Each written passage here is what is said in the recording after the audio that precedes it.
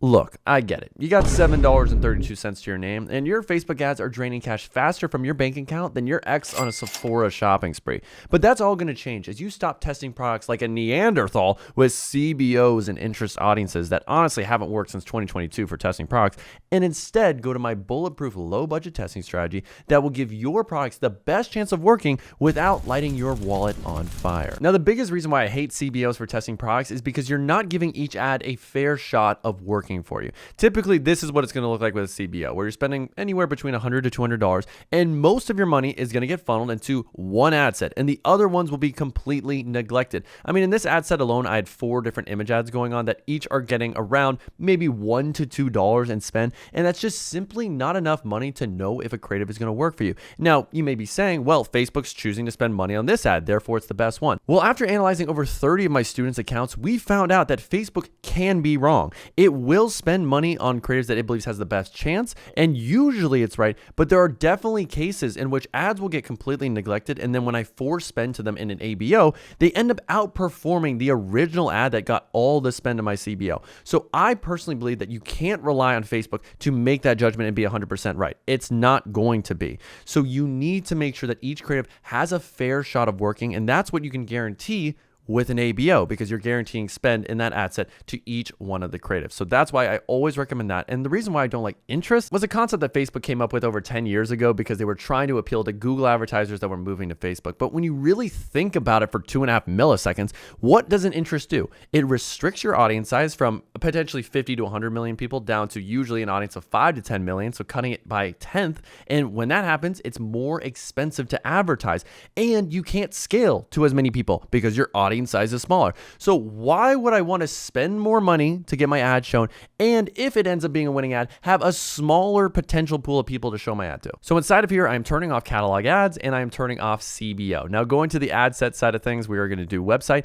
and then typically you are going to have your pixel that is connected to your store. Now, when it comes to tracking on Facebook, Facebook is not 100% accurate. I would say it's close to 80 to 85%. And obviously, when you are testing a product for the first time, you need that data to be accurate, especially on purchases. So I always recommend having a third-party tracking software like OnePixel or WeTracked. I personally recommend WeTracked, which is around $40 to $50 a month, and it is just so much more accurate than the actual Facebook native pixel. There's plenty of tutorials on YouTube that will teach you how to set that up, but once you have that down, when it comes to dynamic creative, I also don't like this, and the reason why is because let's say you have 3 images you want to test. If you do it in a dynamic creative, you can't actually choose to turn off one of those ads that's underperforming and then potentially scale the other 2. And I don't like having zero control on where my budget is going, because they're always going to be ads that underperform, because typically 80 to 90% of ads are not going to work. So if you upload 3 ads, 2 are historically not going to work. So why would you leave those on? Just leave on the one that's performing. But you can't do that with dynamic creative. So for me, it doesn't make a lot of sense. Now, when it comes to budget, typically what I'm going to do is about $20 to $25, but this also depends on your KPIs, because you shouldn't be testing high ticket products if you have a lower budget, because those require a higher budget in the first place. So for instance, if I'm selling a product for $100, it costs me $20, my cost per purchase break even is $76. So I should ideally be spending around that number on each one of my ad sets to give it a fair shot. Now, obviously, if my product is more realistic and I'm selling something for, let's say, $50, then I don't have to spend anywhere near that much to get the data I need to be able to make a decision of whether I'm killing or scaling a specific ad set or creative. So typically that daily budget of 20 is perfectly fine. And then when it comes to the date, I always will set it for the next day at midnight. Now you can also do 7 a.m. is also very popular. I think both of those times are perfectly fine. Now getting into the rest of this, Advantage Plus audience, all this placements, I don't even touch it. The reason why, it's the biggest, broadest audience size. There's really just no advantage to tweaking your gender or your age, because again, it just limits the audience pool. Now, the one thing I do tweak is locations. I do like to do the big 4 countries. So United Kingdom, even though I honestly hate those people with my core, and then Canada and Australia. So after we get all 4 of those in, we're going to upload our creatives. Now, when it comes to the creatives, this is where it's the most important thing. You want to be split testing the actual creatives themselves, because that makes the biggest difference. So in terms of Facebook page, I just choose whatever Facebook page I have. I don't care about having an Instagram account. And then I will choose, of course, the one image that I'm going to have for this ad. And typically each ad set, the difference between them is the framework I choose. So if I have a product, one of them might be, okay, all my problem solution video ads. Then I'm just going to label this ad PS Video 1 because that is exactly what it is, problem solution video 1. And then for the URL, obviously put in your product page directly. Don't go to the homepage. Don't go to a collection page, directly to the homepage. Then set up creative. And this is where we would upload either the video or image ad that we have. So from here, we're going to go to media and then we are going to upload. Now I've already uploaded the first one here. As you can see, this is PS hook 1. So when I'm doing video ads, the only difference typically, so I would do problem solution. The body will be the same among all the ads. The call to action will be the same, but I do 4 different hooks as the split test because that makes the biggest difference. So we have our video uploaded. And then when it comes to primary text, don't stress this. This is 2 to 5% of the success of your ad. It's all about the creative itself, the actual video or image that you're split testing. So typically the main most common structure is doing 1 sentence of a benefit, 3 bullet point benefits, and then a simple call to action. So essentially something that looks like this, and you can easily get ChatGPT to whip this up for you. It's super simple once you just add your product description into that prompt. Now for headline, I am usually always doing social proof, loved by over 10,000 customers. I don't think you need to overcomplicate this by any means. And then you're essentially good to go. Obviously make sure you have your third-party tracking set up. So this is one ad. Then what I'm going to do is I'm going to make 3 more duplicates, and that's where we're going to put in the other ads I made that are a part of this framework. So again, for each framework that I test, I usually make 3 to 4 ads. So at the end of the day, this is what the ad set looks like. We have all 4 of our video ads uploaded. We have a $20 ABO budget going on, and they all have the same headline, same ad copy, but a different creative inside. And then once I have the original done, what I will do is I will make 3 duplicates of the original ad set, just like this. And with these new ad sets, that's where I'm going to put in the new ads and frameworks. So for instance, this ad group right here could be a how-to video ads. So all my how-to video ads will be inside of this. So the only difference between these ad sets isn't the actual setup, it's the creatives that are inside, because the creatives are what do all the targeting. The creatives are what build the audiences, and we see which one actually appeals to the audience that makes us the most money. So I'm going to go upload all these videos real quick and we'll get it all fully set up. So to wrap things up, we have 4 ad sets and then they each have their own framework. So I actually have 2 image frameworks going on, a pressure test image and a product demo image, then a get ready with me video and a problem solution video. So again, the only difference is that each ad set has a set of its own 4 to 5 creatives depending on the framework. Now, before we get into the rest of this media buying goodness, if you want access to all the image ad, video ad templates, and all the resources I've used to scale my dropshipping brands to over 100K a month so that you can scale your store to over $1,000 a day in the next 180 days, or we keep coaching you for free until you do, then click the link down below in the description and apply for my one-on-one coaching program, which is the only program where you're not only going to get a one-on-one coach that answers all your questions and also hops on a weekly call with you, but you get 5 group calls with yours truly where I'm going to review your products, review your website, your ads, basically everything you're doing so you know exactly what you need to improve so you can finally hit those $1,000 days that you've been looking for all this time. So if you want to work with me and get the exact resources that my students have used to scale their brands to over $1,000 a day, then click the link down below in the description and apply for my one-on-one program. Now, this is the part where beginner dropshippers hit the panic button. They are running around like SpongeBob with the files flying everywhere in his brain because they don't know what they're doing and they don't know their numbers, but you're smarter than that. So if you want access to the KPI calculator, comment Pookie down below and I got you. But essentially, with no ambiguity, I will teach you exactly at the dollar amount as to when you should kill and when you should scale your creatives. So let's say, for instance, we are selling a product for $40 and it costs us $15. What you will do is plug in your numbers into this calculator. Typically 20% profit is where you want to aim for. And what I will do is at the creative level is when I make all of my killing and scaling decisions. I never look at the ad set level because the reason why is, okay, you can have an ad set that's unprofitable, but when you go to the ad level, you have one ad that's crushing it, that's doing really well. It just hasn't spent as much as the other ones that did get spent but aren't performing. So that doesn't make the creative bad. It just needed more spend. So you never, ever make decisions at the ad set level. You are being cheap. You are being impatient. That is not the way you do things because the whole purpose of testing, as we mentioned and established earlier, is to give your creatives the best chance of working. And if they're only getting a few hours or a few dollars spent, you have no confidence if you're actually killing it at the right point. But obviously, the more you spend on a creative and the longer it's been running, the higher your confidence is if you are ready to kill it or scale it.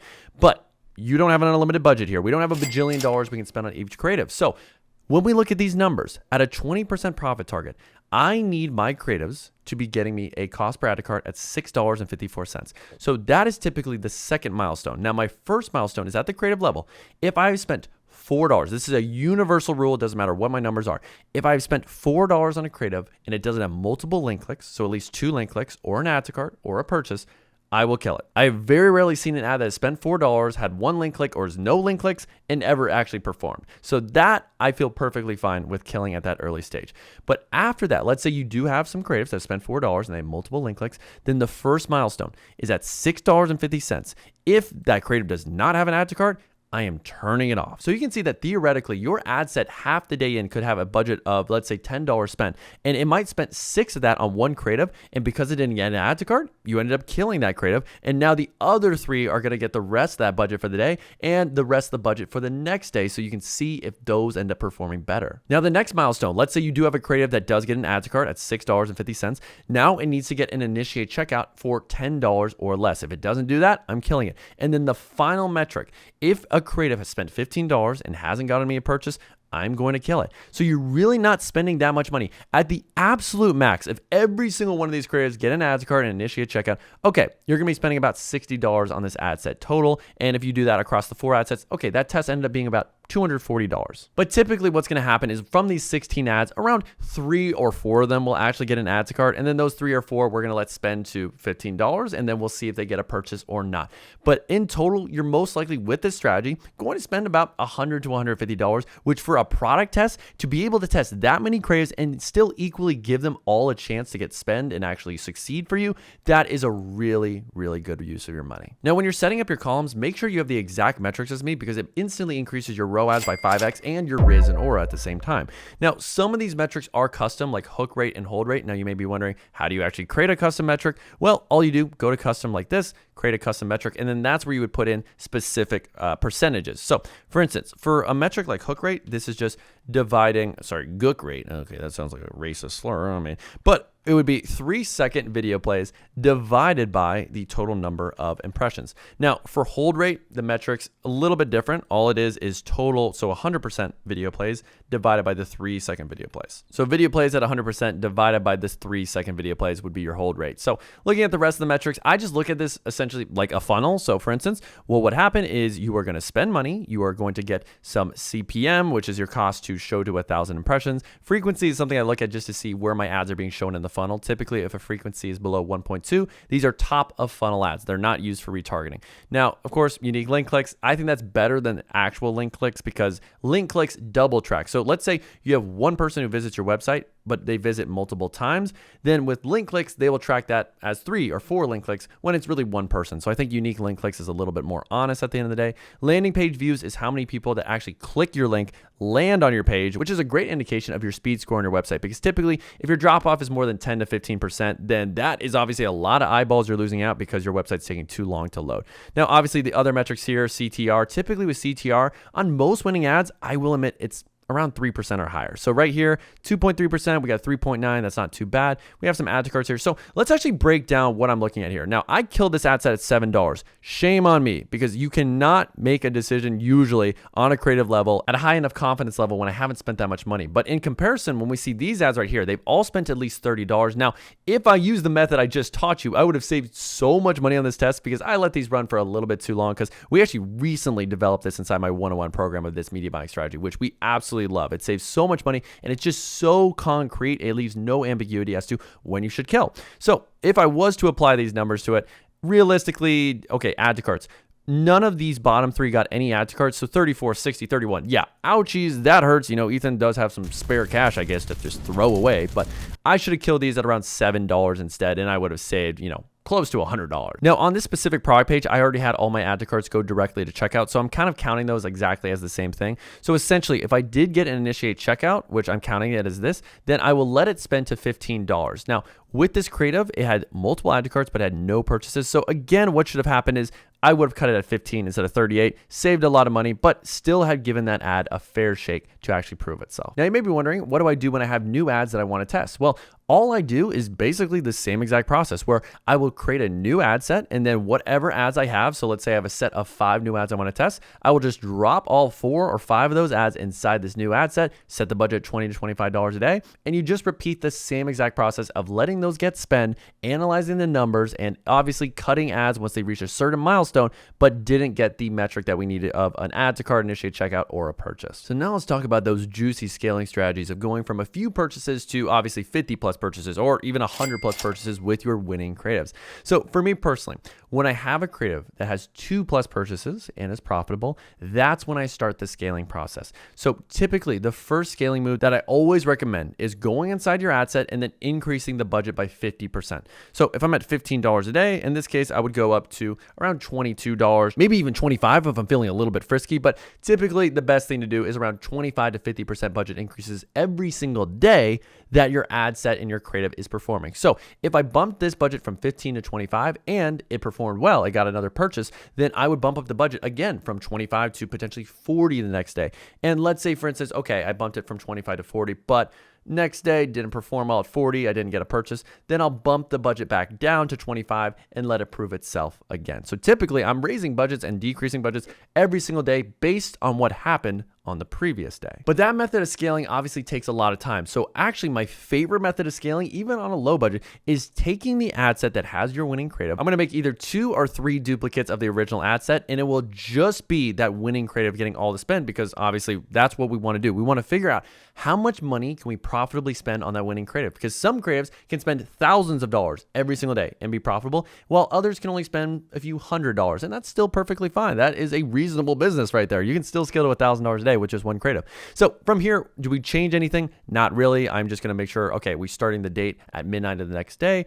Daily budget, typically $20 to $25. I just want to make sure that my budget is at least that break-even cost per purchase amount that we talked about at the creative level. So obviously these 2 duplicates are in draft, but what I would do is that I would give them a day. And if they do not get a sale after the end of one day, I'm killing them. Now, does that mean I'm giving up on that scaling strategy? No, I would still try that exact move the next day and then the day after that. And if I tried it 3 times and every single time it failed, then I would move on to another scaling strategy, which is the next one we're going to talk about. But if it does work, then I'm going to keep doing it again and again and again until it stops working for me, because that's, again, a great scaling strategy on its own that can easily get you to a few $1,000s a day. And really the final method of scaling that can get you to a few $1,000s a day on a lower budget is taking that ad set that has your winning creative, that has multiple purchases at a profitable level, then going into a new campaign, and we will do a CBO, and then whatever the name of the creative is. So in this case, it's labeled 5, not the best name of the world, I know,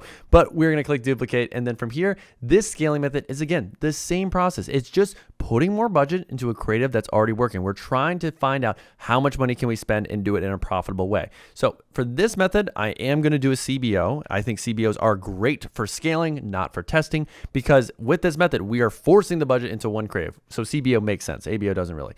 So we have our one ad set, we have our one creative.